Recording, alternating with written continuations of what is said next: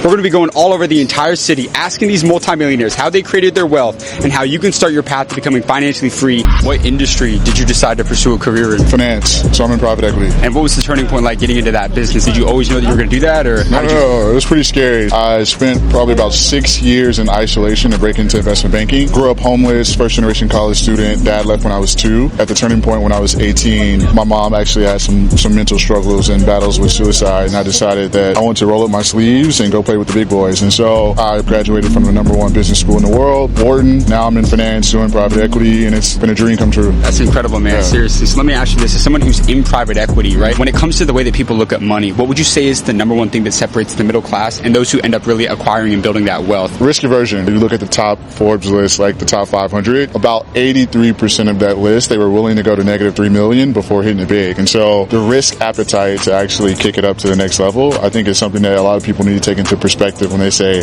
I want to win. What's been the most amount of money that you've ever made in a single year? Multiple millions, yeah. What would you say is the best financial advice that you ever received throughout your lifetime? Bet big and lose early. Don't worry about how much money you're making on a single transaction or a single investment. In your younger years, it's all about developing a playbook. And so you got to be willing to lose just as bad as you're willing to win. When you take L's, it's not about like the L itself. It's like, how can I adjust my playbook so I never have to take the L again? If you do that, you'll have a lot more wins. Great interview, man. You crushed that. Seriously, man. I appreciate you. That has got to be one of the most wholesome interviews that I've ever done. He went from living in poverty and being homeless to creating millions of dollars worth of wealth in the private equity industry. And I love what he said. The most successful people are willing to risk it all to be successful and create millions of dollars in wealth. That's the only way you're going to be able to make it. Shout out to him. Gave a great interview, and let's go get this next one. What industry did you decide to pursue a career in? Well, I'm not going to tell you the industry that I was in. I'm just going to tell you that in order to be successful in life, especially in this country, opportunity. When someone gives you the opportunity, take it and run with it. Nobody dies from hard work, and nobody dies from working 16, 18 hours a day, 7 days.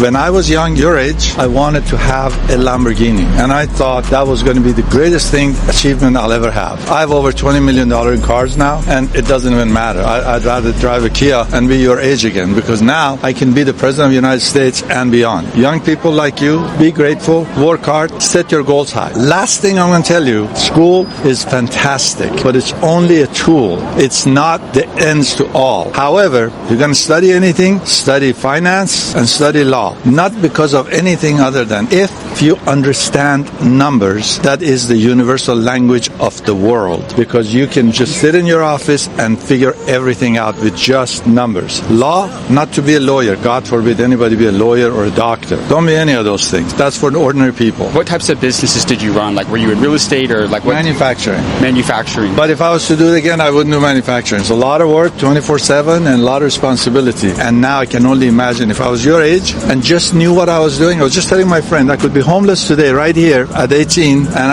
I could be the Jeff Bezos, Elon Musk, and Bill Gates combined and buy 15 Warren Buffetts, because the opportunity is there for you to go after it. It really is, and it's that easy. And people that think, oh my God, I'm not lucky, I don't have this, I wasn't given that, or bullshit. Thank you so much for your time, sir. I really appreciate that. Have a great day, sir. Thank you so much. All right, you guys, that was an absolutely insane interview. That guy has companies that have generated hundreds of millions of dollars in the manufacturing industry. We stopped him on the corner in Beverly Hills to get a quick interview and asked him for his advice for all the entrepreneurs out there. Gave some great game, but let's keep this LA video rolling and go get this next one. All right, you guys, we are on Rodeo Drive in Beverly Hills, Los Angeles at Peter Marco, but we're about to interview Peter Marco. He's the owner of this company. This is a nearly 10-figure business, and he's worth hundreds of millions of dollars. So we're going to ask him the secret to creating wealth as a business owner in one of the most competitive cities in the entire world. Let's see what he has to say. What industry did you decide to pursue a career in? Topless dancing, but I failed. So used to be a male dancer. Then that didn't work. So I figured I'd get involved in the jewelry business. That's a joke, by the way. How long have you been an entrepreneur for?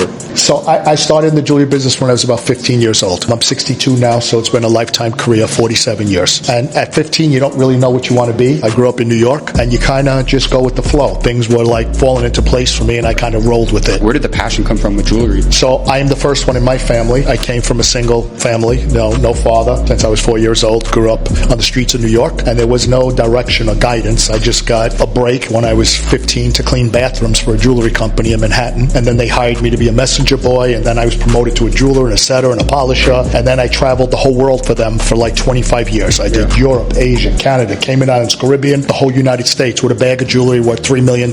And when you start making money and you're a poor kid, that kind of motivates you and drives you. So I really didn't know what I wanted to do. I wasn't college material. I wasn't school material. I couldn't wait to get out of high school. I barely made it through it. But then you give the guy the football and he runs with it. He doesn't look back. And that's kind of what happened. What has been the most amount of money that you've ever generated in a single year for your company? I wouldn't disclose that. Okay. But I will tell you that, humbly speaking, because this is Rodeo Drive in Beverly Hills, there's many committees here because of the tourism and everything. They keep record of everything. And back in 2017 or 18, they told me they don't even use my figures because I was doing more business than anyone in Beverly Hills. More than 90% of businesses don't make it past 5 years. You've had a career in entrepreneurship that's been nearly 40 years. What is the greatest lesson that you've learned that you pass on to someone else? What's worked for me personally, I don't care what your religion is, your culture is, I don't care where you are from anywhere in the world. People want to deal with people who are real. Keep it real. Your word is the only thing you have in this world. All this could be gone tomorrow, but I would make it back because of my honor, my values, my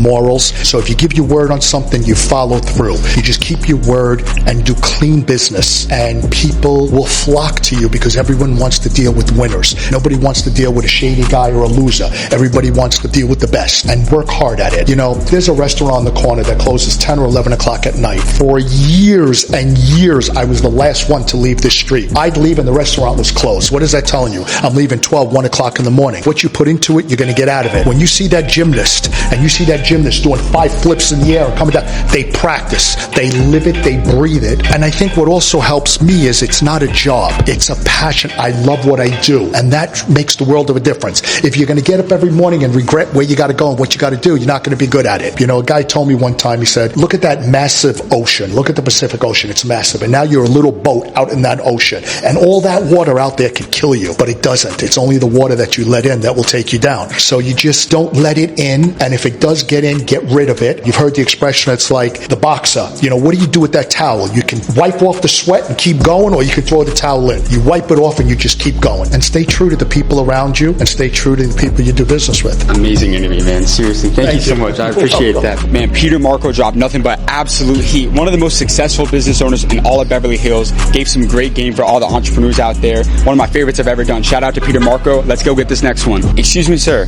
Quick question for you, man. Yeah. What do you do for a living right now? I've been an entrepreneur since I was 15. Started my first business in my bedroom, and from there, sold it a couple years later, did okay with it, and I started mymetalbusinesscard.com. What's the most amount of money that one of your business has generated in a single year? Oh, over $5 million. You've been an entrepreneur for over 20 years. What's the number one lesson that you've learned that you would pass on to someone who's starting a business in 2023? The sooner you can find great people and delegate, the better off you'll be. I think the fundamental is, as an entrepreneur, starting a business, you want to do everything. And in fact, you kind of have to because you can't afford to hire good people. But if you figure out that the good people cost less than doing it yourself, you'll make strides very quickly. You brought up kind of building that team in, right? What do you look for in a business partner when you're assembling a company? That's a great question. There's a book by Patrick Lencioni, The Ideal Team Player, and it goes over 3 things: humble, smart, and driven. If it's those 3 things, you're golden. What is your best networking advice for the younger generation out there? How have you been able to build your network, find those relationships in the business world? Do you have a business card on you? A business card? Yeah. I think so. Let me, I got one actually. Here you go. Okay. So, paper. As expected, it just doesn't stand out. And I think what happens is most people, they look at business cards as an office expense. Pens, paper, business cards. But really it's marketing. You know, successful people are so busy and they can take you places that money can't. But to get in front of them and to be remembered, there's not anything I can think of that has the impact. You can literally hand somebody a metal business card and without saying a word, start an entire conversation. So final thing, your network literally is your net worth. But you're never going to make a network if you don't stand out. So this is your business card. That's the metal business card. It's like actual metal. Where can everybody find these? So mymetalbusinesscard.com. And if you use code HARDKNOCKS, we're going to offer 20% off. This is for anybody that wants to stand out and leave a memorable impression. This Los Angeles video has been absolutely insane, but the best is yet to come, so stay tuned and be sure to like and subscribe for amazing content on the way. Let's get back to the interviews. What industry did you decide to pursue a career in? I went into the entertainment industry. Full on. Agent, manager, TV show creator. So for me, I'm a jack of all trades as an executive in the industry. How did you know that you wanted to go into the entertainment business? Was that always something that you set out to do when you were a kid? Or? Well, growing up here in Beverly Hills, I was blessed to have a lot of friends whose families were in the business. So for me, I saw it all around me and I basically basically wanted to follow in the footsteps of a lot of my friends' parents who are really famous and really well known. And at 15 years old, I got a job at Interscope that then turned into a job at UTA and turned into a job of me owning my own management production company. And for me, I have some precedent-setting deals at networks. I have some of the highest paid people that have ever made the biggest network deals in reality TV. Right. So the highest paid people on reality shows, those are deals that my company has done. What has been the most amount of money that you've ever made in a single year? Well, we're not going to say that number, but it's in the millions. A lot of people, they'll have a great idea, they'll start that business, they don't know how to scale and grow it. What's the biggest thing that you Well, the most important thing is that you have to know your value. So if your idea is great, your product is great, you have to have partners around you and the distribution around you to be able to push it out in the market so that the money goes up and up and up. And that's what we've been able to do. Luckily for me, working in media, there's so many networks, so many streamers, so many places to sell to now that you have a lot more opportunity to sell your product. You crushed that, man. Thank you. Seriously, man. It was absolutely crazy running into David. That is a media mogul. He's closed some of the biggest deals and been the architect behind some of the biggest deals in all of Hollywood entertainment history. It makes sense why we ran into him out in Beverly Hills and Los Angeles, the entertainment capital of the world. But let's keep this video rolling and go get the next one. Excuse me, sir. Quick question for you, man. Is this your Lamborghini? Yeah, it is. What do you do for a living, man? How are you able to afford a Lamborghini out in Los Angeles? I own a law firm in Los Angeles. You own a law firm. How long have you been a business owner for? Coming on 7 years. What's been the most amount of money that you've ever generated in a single year? I think that's attorney-client privilege, but several millions of dollars. Several millions of dollars. And we go all over the country asking business owners their advice to young entrepreneurs. Could we ask you a few questions for the channel? Absolutely. Awesome. Let's run it. Did you go to college? I went to UCLA. Do you think a college degree is necessary to be successful in today's society? I think so. I think you should never go cheap on your own education. What would you say is the best financial advice that you've ever received throughout your lifetime? A dollar spent on yourself is a dollar never wasted. Are you a reader by any chance? I do like to read. Do you like to read? What's the number one book recommendation that you have for someone out there? I would say Never Split the Difference by Chris Voss. By asking the right questions and communicating properly, you'll be able to get what you want in a deal. You have a Lamborghini out in Los Angeles. For someone who's watching this, what would you say is the best advice that you tell the younger generation today? I would tell them to start a business, and right when you start getting some profits, put that right back into advertising and marketing. Brand yourself. Single-handedly, I think branding is the most important thing. That's your identity and your trademark to the public. You could be the best lawyer, you could be the best doctor, you could be the best real estate agent. But unless there's people knocking on your door, unless people know who you are, you're not going to ever be known in this world. So the number one thing is branding, advertising, and marketing.